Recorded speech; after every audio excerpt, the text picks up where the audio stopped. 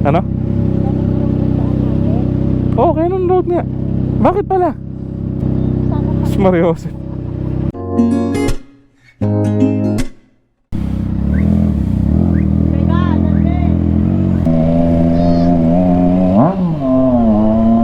Mga kabomba, balik na ulit tayo sa kalsada. So yan, dito tayo dadaan sa Cannon Road.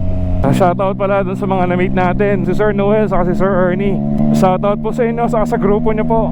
Samahan nyo ako sa first time kong pag-akit ng Baguio at pagdaan dito sa Cannon Road. Nakakabit na 360 natin. Gusto ko lang din makuha na yung drive natin. Pero parang nag-iiba siya ng pwesto eh. Tignan ko nga ulit, parang gumagalaw siya. Hindi ako sure pero parang feeling ko bumababa. Hawakan mo. Hindi, ganyan talaga dapat. Naka-block na, parang cherry white, naka-block naman. Pag gano'n, napatalikod. Sir? Ito po, ito po. Opo. Sticker ba ako dito? Agad kay Baguio? Opo. O kasi ano, parata bukas. Opo. Opo, kaya po akit kami. Ito po, dito po. O, shoutout po, shoutout. Thank you, sir. Thank you, kuya. Salamat po. Ito sa inyo, mama. Iyon o. Facebook niya. Opo, Facebook po. Opo. Ingat po. Tate, oh. Salamat. Salamat, ate.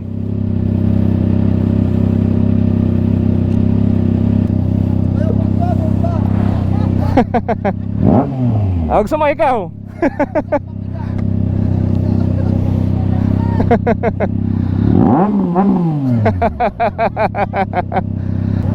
Sir, ingat, ingat. Salamat. Salamat eh. Ayun na nga, uminto muna ako kasi nag-aalangan ako dun sa kapit na sa grab bar. So, hawak na lang ngayon yung monopod. Shoutout po sa inyong dalawa, sir. Saka kay ate. Napabomba pa. Siyempre, mga kabomba eh. Kabombarkada eh. Di papabombahin natin si kuya. You know, welcome to Benguet Province. Sinto tayo dito?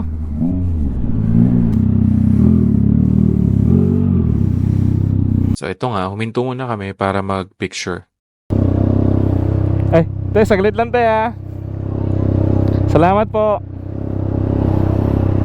Pagkatapos namin mag-picture, saka bago kami umalis ulit, ginawa ko muna is inayos ko or tinry ko ayusin yung selfie stick natin or yung monopod. Kasi yun nga, gumagalaw-galaw siya. So kung makikita nyo, ginamita ko na ng duct tape. Aba, prepared to. Nagbaon talaga ako ng duct tape. Hindi lang duct tape, may dala pa akong gunting.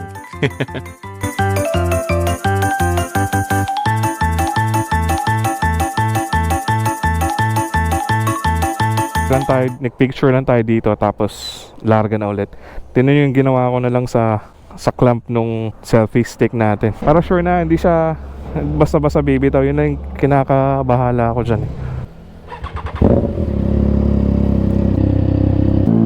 Larga na tayo ulit.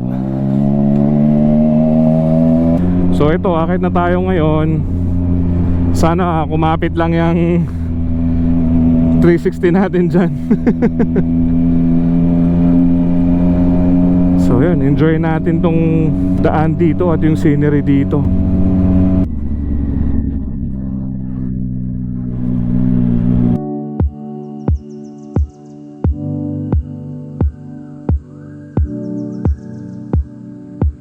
So tayo naman tamang takbong sabi lang para din ma-record natin na maayos yung surroundings.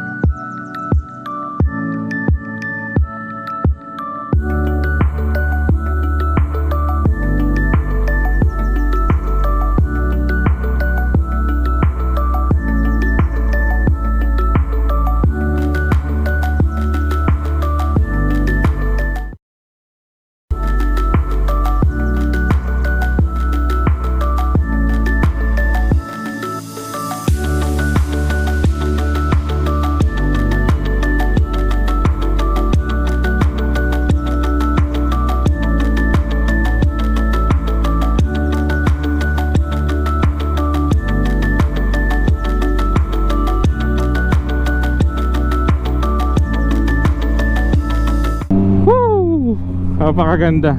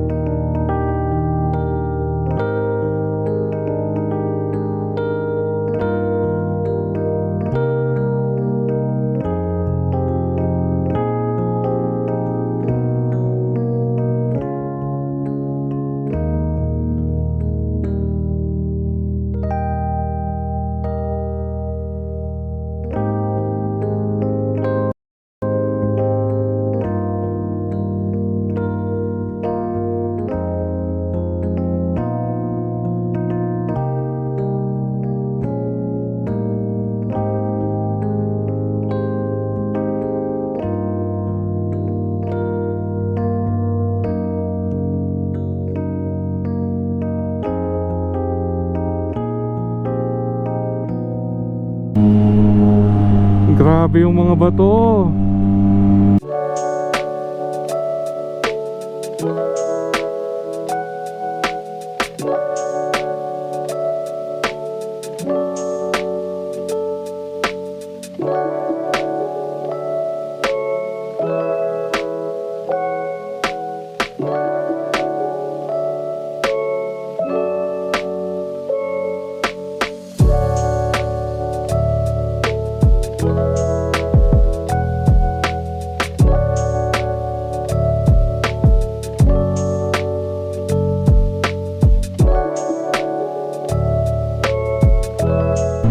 So ito na yung pangatlong tulay.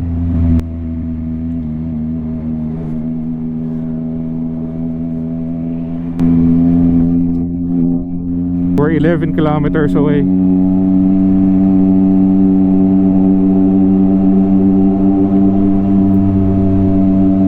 And the views, you know, just gets even better.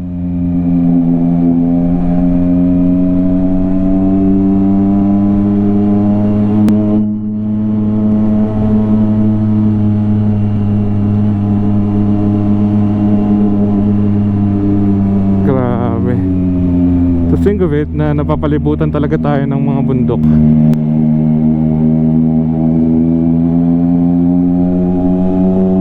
Landslide yung mga yun, ano? Or rock slides pala.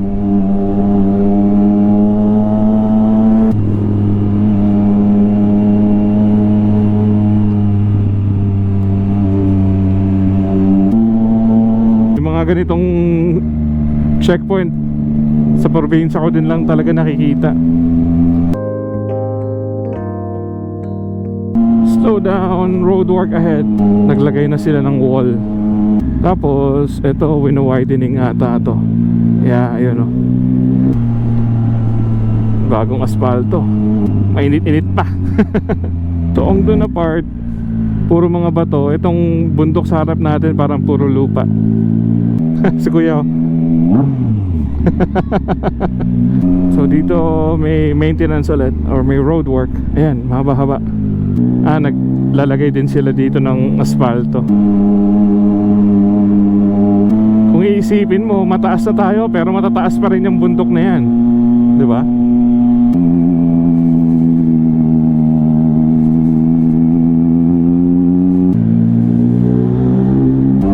Ito na pala yung Lion's Head.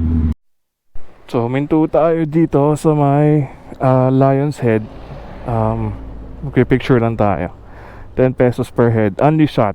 You know, yung nakikita ko lang sa picture saka sa videos. Nandito na ako ngayon.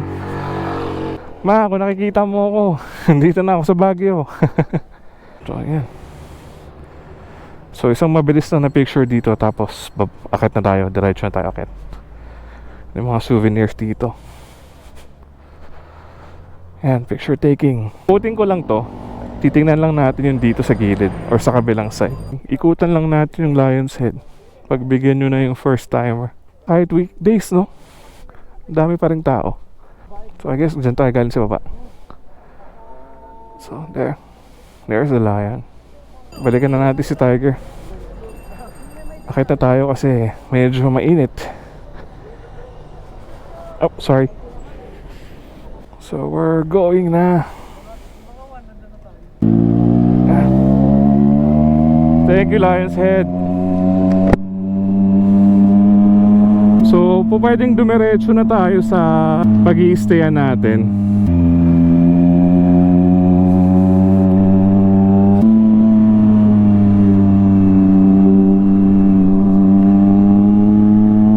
Yes, we're so high up. So yun, narating ko rin ang Lion's Head.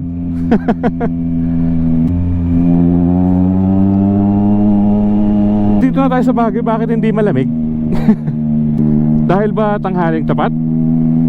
Pero mainit nga ah. Malapit-lapit na tayo.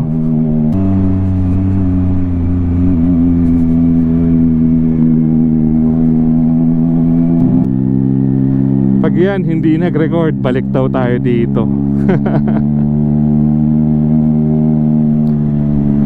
Pwede naman siguro sa actual event ng Panagbenga on 24 or 25 ata.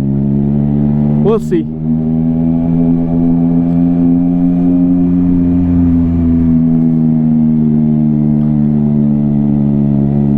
Tignan natin kung kaya.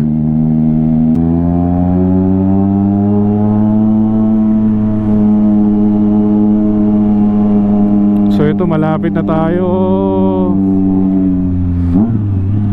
sa Baguio City mismo.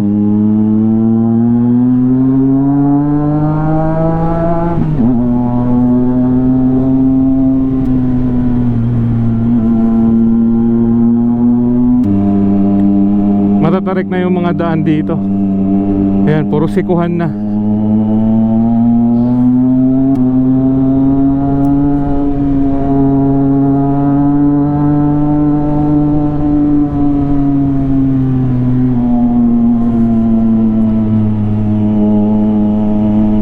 And mataas na rin tayo. Mataas na rin tayo talaga. So hindi ko alam kung anong gagawin namin. Kung lalabas ba muna kami after mag-check-in or papahinga muna. So we'll figure it out later. Pero one thing's for sure, magcha-charge muna ako ng batteries and ng phone. May mga batteries pa naman tayo na may charge, pero mas okay na rin na makapag-charge ng iba. Well, just in case lang.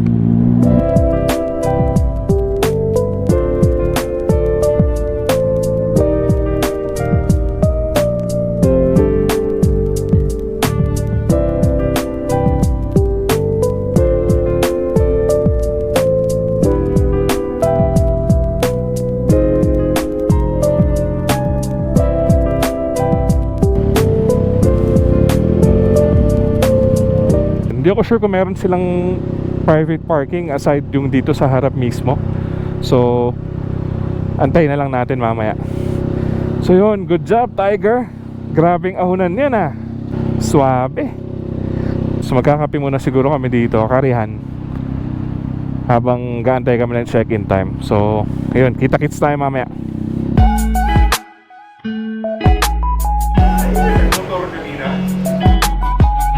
Only steaks and more.